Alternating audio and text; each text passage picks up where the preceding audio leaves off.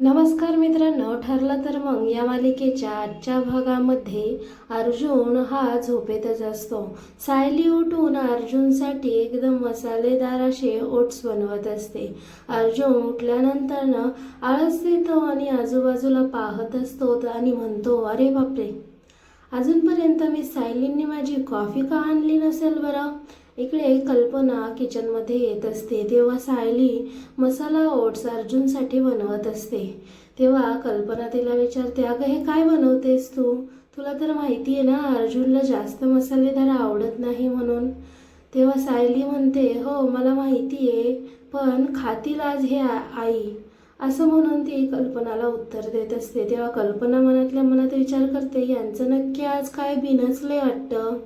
सायली पण मनातल्या मनात बोलत असते. तेवढ्यामध्येच तिथं अर्जुन येत असतो. तेव्हा अर्जुन येतो आणि म्हणतो, मिस सायली, माझी कॉफी का नाही आणली तुम्ही? तेव्हा सायली थोडासा हात पुढं करून कॉफीचा मग देते आणि म्हणते, माझी उंची तुमच्यापर्यंत पुरणार नाही ना, माझी उंची खूप छोटी आहे, त्यामुळे तुम्हीच घ्या हा कॉफीचा मग, असं म्हणून ती अर्जुनलाच तो कॉफीचा मग घ्यायला लावत असते. अर्जुन आता तिच्याकडे पाहतच असतो. कल्पना दोघांकडेही पाहत असते आणि मनातल्या मनातच हसत असते. सायलीने अर्जुनसाठी मसाला ओट्स बनवलेले असतात. तेव्हा सायली अर्जुनला म्हणते, हे मी तुमच्यासाठी मसाला ओट्सही बनवलेले आहेत. आज तुम्हाला नाश्त्याला आजपासून हेच असणार आहे, हे या, खाऊन घ्या, असं म्हणून तोही हात थोडासा आकडूनच पुढे करते आणि म्हणते, हे या मसाला ओट्स खा. अर्जुन दोन्हीही घेतो आणि बाहेर जात असतो. इकडे कल्पना म्हणत असते, या दोघांचं नक्कीच काहीतरी बिनसले, पण सायली याला बरोबर ताळावर आणेल. इकडे आता प्रिया 50,000 रुपये काढून घेऊन आलेली असते आणि ती त्याला नागराजच्या कपाटामध्ये हळूच आणून लपवून ठेवत असते.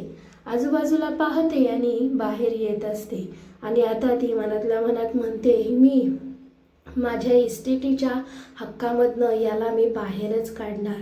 इकडे आता कल्पना आणि विमल भाजी निवडत बसलेल्या असतात. तेव्हा कल्पना विमलला सांगत असते, अगं ह्या दोघांचं आज काहीतरी बिनसले वाटतं. तेवढ्यामध्ये सायली तिथे येते आणि म्हणते, आई माझं थोडंसं काम आहे बाहेर, मी जाऊ का? कल्पना तिला होकार देते. सायली तिथून निघून जात असते. अर्जुन ऑफिसमध्ये काम करत असतो. तेवढ्यात त्याच्या ऑफिसमधला एम्प्लॉई पत्रिका घेऊन येत असतो. तो म्हणतो, सर माझं लग्न ठरलेलं आहे आणि माझ्या लग्नाची पहिली पत्रिका मी तुमच्यासाठी घेऊन आलेलो आहे. तेव्हा अर्जुन, अरे हो, कॉंग्रॅच्युलेशन असं म्हणत असतो. अरेंज केलं की लव्ह मॅरेज केलं? तेव्हा तो सांगतो, नाही, लव्ह मॅरेजच केलेला आहे, तुम्ही सगळ्यांनी या हा लग्नाला. अर्जुन म्हणतो, हो मी माझ्या बायकोला घेऊन नक्कीच लग्नाला येईन.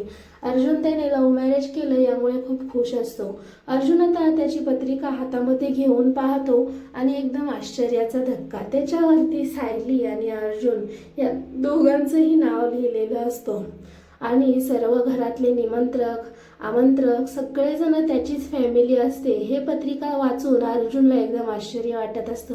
थोड्याच वेळामध्ये तो भानामध्ये येतो आणि रमेश पूनमच्या लग्नाची पत्रिका त्याच्यामध्ये हातामध्ये आहे याची त्याला जाणीव होते आणि तो म्हणतो, हे काय होतंय मला? जिकडे तिकडे मला मी सायली आणि माझ्याच लग्नाची कशी चर्चा दिसते आणि मी त्यांना आज प्रपोज करणारच आहे. मागच्या वेळेस मी त्यांना प्रपोज केलं, करायला गेलो तेव्हा मध्येच काहीतरी झालं, त्यामुळं आता मी माझ्या मनातली गोष्ट आहे ना, मी सायलींना सांगूनच टाकणार आहे, असं म्हणत असतो. इकडे आता प्रिया घरामध्ये सगळीकडे पैसे शोधत असते. रविराज आणि नागराज चहा पित असतात. तेव्हा प्रिया येते आणि म्हणते, बाबा मी 50,000 रुपये आणले होते, तुम्ही पाहिले का?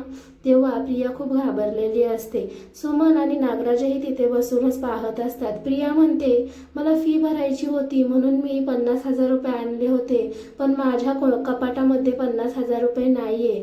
तेवढ्यात सुमन म्हणते, अगं पण एवढी रक्कम तू आणली होती कशासाठी? तेव्हा प्रिया म्हणते, अगं हो मला माहिती आहे, पण मी फीसाठी आणली होती एवढी रक्कम. इकडे आता सगळेजण नाश्ता करत असतात. तेवढ्यात अर्जुन तिथे येतो आणि म्हणतो, बायको बायको. तेव्हा पूर्णाजी म्हणतात, अरे हो, तुझ्या बायको व्यतिरिक्त बाकीची माणसं आहेत या घरामध्ये.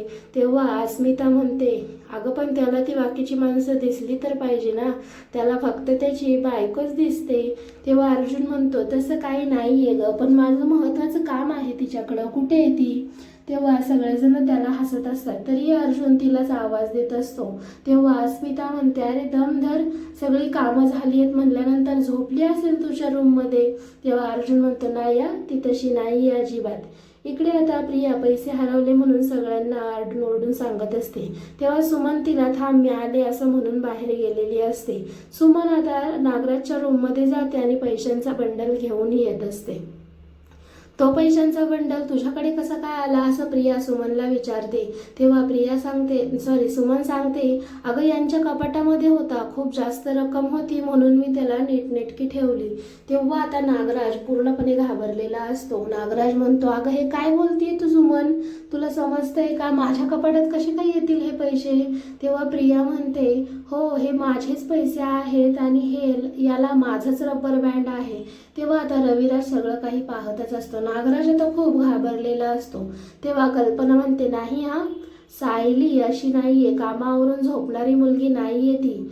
आणि अर्जुन तू सारखीच काय रे तिची विचारपूस करत असतो. तेव्हा अर्जुन आता अस्मिताला म्हणतो, हे बघ अस्मिताई, सायली तिच्या सासरी आहे, त्यामुळं तिच्या सासरी तिची विचारपूस होणारच, तू पण तुझ्या सासरी जा. ठीक आहे असं म्हणून तो निघून जातो.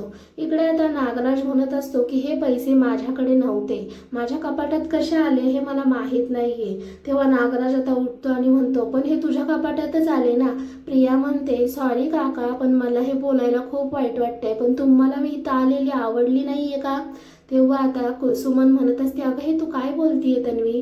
तेव्हा तन्वी म्हणते की हो, मला वाटतंय नागराज काकांना मी इथं असलेली आवडत नाहीये. तेव्हा रविराजही म्हणतो, हो बरोबर बोलतीये ती, कारण तिने मला अनेकदा तुला ती इथं नको आहे हे सिद्ध करून दाखवलेलं आहे.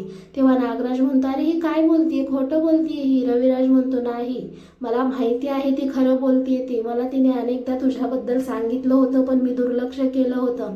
नागराज आता खूपच घाबरलेला असतो. रविराज म्हणतो, हे बघ नागराज, ही तुझी आता शेवटची वेळ आहे, मी पुन्हा तुला या गोष्टी सांगणार नाही. परत जर तू पैशांचं असं काही केलंच ना तर मी अजिबात खपवून घेणार नाही. आणि तुला पैसे जर हवे होते ना माझ्याकडे मागायचे ना, ह्या मुलीचे पैसे तू का चोरलेस, कळत नाहीये का तुला. तेव्हा आता रविराज नागराजला ओरडत असतो. तेव्हा नागराज चुप्प राहून ऐकतो आणि म्हणतो, अरे पण दादा ही खोटं बोलतीये, हे सगळं मी नाही केलेलं. तेव्हा रविराज म्हणतो, मला माझ्यापेक्षा आणि तुझ्यापेक्षा जास्त तिच्यावरती विश्वास आहे. रविराज तिथनं निघून जातो आणि प्रिया नागराजला म्हणते की नागराज काका, खरंच तुम्हाला आवडत नाही का मी या घरामध्ये आलेली. अहो हे पैसे मी तर माझ्या कॉलेजच्या फीसाठी आणले होते, तुम्हाला जर पैसे हवे होते ना तर तुम्ही बाबाला म्हणला असतं तर नक्कीच दिलं असतं. सुमनही नागराज जवळ येते आणि म्हणते, तुम्हाला काय गरज होती. नागराज म्हणतो, हे बाग थोबाड कोडी, निघ इथनं, निघ पटकन. ती तिथनं निघून जात असते. इकडे महिपतीला जेलमध्ये मोबाईल पोचवण्यासाठी एका कॉन्स्टेबलला साक्षीने बोलवून घेतलेलं असतं. तो कॉन्स्टेबल तिच्या जवळ येतो. तेव्हा साक्षी म्हणते, हे घे पैसे आणि माझ्या बाबांपर्यंत मोबाईल पोचवायचा आहे आणि त्यांची सगळी सोय तूच पाहायची आहे, कळेल ना काय काम सांगितलं आहे ते. तेव्हा तो कॉन्स्टेबल हो म्हणतो आणि साक्षी म्हणते, इकडची तिकडं कोणतीही खबर गेली नाही पाहिजे. जे काय आहे ते एकदम शांतपणे आणि चुपचाप झालं पाहिजे. मला काहीही करून माझ्या अण्णांना आता तिथून सोडवायचंच आहे. ठीक आहे असं म्हणून तो कॉन्स्टेबलही निघून जातो. अर्जुन आता त्याच्या रूममध्ये येतो आणि मिस सायली तुम्ही कुठे आहात असं म्हणून तो सायलीला शोधत असतो. इकडे तिकडे जाऊन मिस सायली असा आवाज देत असतो, पण सायली काही बाहेर येत नसते आणि सायली त्या घरामध्येही नसते. अर्जुन आता सगळीकडे फिरतो आणि तिला आवाज देत असतो आणि अचानक अर्जुनला मागून सायली आवाज देते, अर्जुन सर. अर्जुन मागे वळून पाहतो तर सायलीने एक शॉर्ट ड्रेस घातलेला असतो. तो खूप हसतो. पुढील भागामध्ये अस्मिता सायलीने जो शॉर्ट ड्रेस घातला आहे त्यामुळे कालवा करत असते. घरातले सगळेच जण ऐकत असतात, पूर्ण आजी देखील ऐकत असते. अस्मिता सांगत असते, हे बघ हिने आता शॉर्ट ड्रेसही घालायला सुरुवात केली, उद्यापासून ही काय करेल ना ते कळणारही नाही पूर्ण आजी, तुला विचारणारही नाही ही काय करायचे आणि काय नाही ते. बघतेस ना तुझी सून कशी वागतीये ते. तेव्हा अस्मिता सायलीला म्हणते, हे काय तू आज शॉर्ट ड्रेस कसा काय घातला. तो मी अर्जुन सरांसाठी घातला असं सायली म्हणत असते. पुढील भागासाठी चॅनलला नक्कीच सबस्क्राईब करा.